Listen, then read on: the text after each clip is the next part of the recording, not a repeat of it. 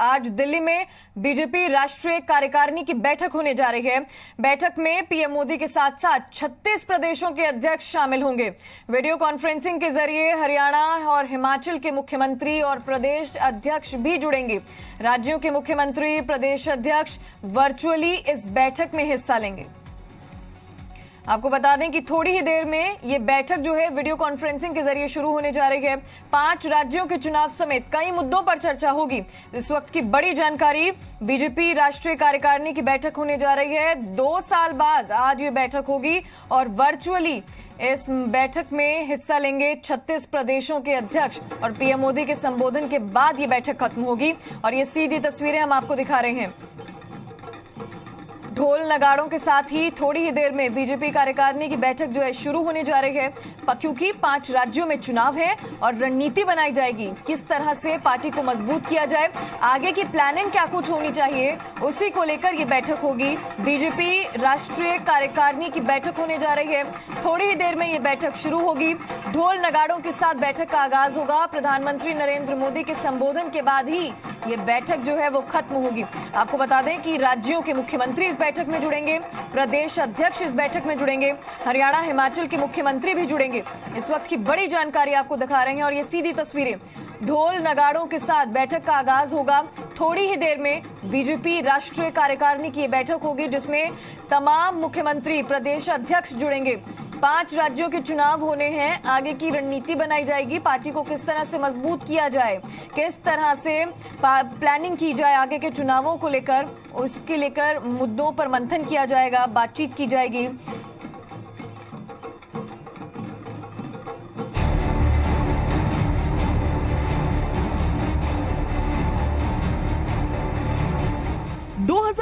के रण को जीतने के लिए बीजेपी का महामंथन। विधानसभा चुनाव के लिए प्रधानमंत्री मोदी देंगे कार्यकर्ताओं को विजय मंत्र। बीजेपी ने शुरू की 2022 चुनाव की तैयारी। क्या महाबैठक से बनेगी बात? जी हां, अब 5 राज्यों में विधानसभा चुनाव होने में केवल 5 महीने बचे हैं। बीजेपी इन चुनावों को जीतने के लिए पूरी तैयारी में जुट गई है। इसी तैयारी के तहत आज दिल्ली में बीजेपी की राष्ट्रीय कार्यकारिणी बैठक होगी। हालांकि कोरोना की वजह से ये बैठक वर्चुअल होगी, मगर बैठक में 5 राज्य यूपी, उत्तराखंड, पंजाब, गोवा और मणिपुर में होने वाले चुनावों पर विशेष चर्चा होगी। संबंधित राज्य के मुख्यमंत्री, प्रदेश अध्यक्ष एवं वहां से राष्ट्रीय कार्य समिति के सदस्य प्रदेश कार्यालय में बैठ करके वर्चुअली 2 वे कम्युनिकेशन के माध्यम से चर्चा में भाग लेंगे। इन 5 राज्यों, खासतौर पर यूपी, उत्तराखंड और गोवा में जीतने के लिए बीजेपी पूरा जोर लगा रही है। ऐसे में बीजेपी की राष्ट्रीय कार्यकारिणी की बैठक बेहद अहम है। दिल्ली के एनडीएमसी कन्वेंशन हॉल में राष्ट्रीय कार्यकारिणी बैठक होगी। कोरोना की वजह से ये बैठक वर्चुअल होगी। आज सुबह 10 बजे बीजेपी अध्यक्ष जेपी नड्डा के संबोधन के साथ राष्ट्रीय कार्यकारिणी बैठक की शुरुआत होगी, जबकि बैठक के आखिर में प्रधानमंत्री मोदी का संबोधन होगा। माना जा रहा है कि प्रधानमंत्री मोदी अपने संबोधन में कोरोना, भारतीय अर्थव्यवस्था में सुधार, विधानसभा चुनाव सहित कई मुद्दों पर बोल सकते हैं। बैठक में कोरोना से जान गंवाने वालों के लिए शोक सभा होगी। साथ ही गरीब कल्याण योजना पर सरकार की तरफ से किए गए कामों की प्रदर्शनी भी लगाई जाएगी। इस बैठक में प्रधानमंत्री मोदी, गृह मंत्री अमित शाह, रक्षा मंत्री राजनाथ सिंह भी हिस्सा लेंगे। अभी तो कार्यकारिणी की बैठक है, काफी दिन के बाद, 1-1.5 साल के बाद हो रहा है, तो वो भी छोटे आकार में हो रही है। केंद्रीय पदाधिकारी, केंद्रीय मंत्री, मोर्चा के प्रेसिडेंट, यही लोग ही केवल रहेंगे। बाकी जो इसमें आवश्यक जो लोग हैं अपेक्षित, वो अपने प्रदेश से ही वर्चुअली जुड़ेंगे इसके साथ। इस बैठक में मध्य प्रदेश के कुल 21 पदाधिकारी भाग लेंगे। ये जानकारी भारतीय जनता पार्टी के प्रदेश अध्यक्ष और सांसद विष्णुदत्त शर्मा ने दी। भारतीय जनता पार्टी की राष्ट्रीय कार्य समिति की बैठक प्रातः 10 बजे से प्रारंभ होकर के दोपहर 3 बजे तक चलेगी। वर्चुअली ये बैठक हमारी होगी। कोरोना प्रोटोकॉल की वजह से आज की राष्ट्रीय कार्यकारिणी बैठक में सभी सदस्यों को यहाँ नहीं बुलाया गया है, बल्कि संबंधित राज्यों के मुख्यमंत्री, प्रदेश अध्यक्ष और वहाँ से राष्ट्र कार्य समिति के सदस्य प्रदेश कार्यालय से वर्चुअल बैठक में हिस्सा लेंगे। बैठक में किसान आंदोलन को लेकर भी चर्चा हो सकती है। हालांकि सबसे ज्यादा फोकस यूपी, उत्तराखंड, पंजाब, गोवा और मणिपुर में होने वाले विधानसभा चुनाव पर रहने की संभावना है। माना जा रहा है कि जिन 5 राज्यों में चुनाव होने हैं, उनसे बैठक में फीडबैक लिया जाएगा। हाल ही में बीजेपी ने अपनी कार्य समिति में फेरबदल किए थे।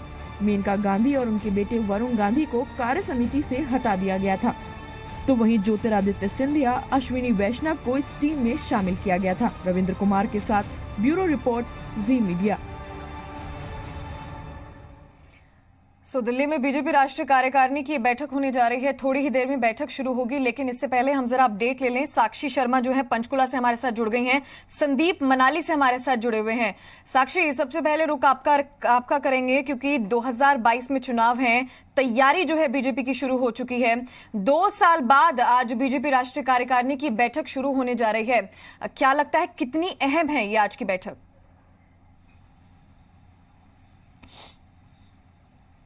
जी बिल्कुल, देखिए ये बैठक काफी अहम है क्योंकि जिस तरह आपने भी बताया कि 2022 में जिस तरह आगामी देश भर के कई राज्यों में चुनाव है, तो इन चुनावों को लेकर एक समीक्षा बैठक की तरह जो ये कार्य समिति है उससे पहले ये बुलाई गई है और कोविड के सभी प्रोटोकॉल्स का इसमें पालन किया गया है। और इसीलिए जो तमाम कार्य समिति के सदस्य हैं, चाहे वो पदेन हो या फिर विशेष आमंत्रित सदस्य हो, उन सभी सदस्यों को वीडियो कॉन्फ्रेंसिंग के माध्यम से जुड़ने के लिए कहा गया है। वहीं आपको यह भी बता दें कि हाल ही में बीते दिनों 5 राज्यों में चुनाव हुए भी थे, जिनके परिणाम बहुत ज्यादा कुछ भारतीय जनता पार्टी के हक में नहीं रहे। अगर बात करें हरियाणा की इलाहाबाद सीट की भी, हिमाचल की भी, जो 5 सीटों पर, 1 लोकसभा और 4 विधानसभा सीटों पर चुनाव था, वो भारतीय जनता पार्टी के हक में नहीं था। और इसीलिए ये बैठक जो है, ये कार्य समिति की बैठक बुलाई गई है ताकि जो चुनाव हुए हैं उन पर भी समीक्षा की जा सके और इसी के साथ ही जो आगामी चुनाव है उनकी भी रणनीति बनाई जा सके। बात अगर हरियाणा की करें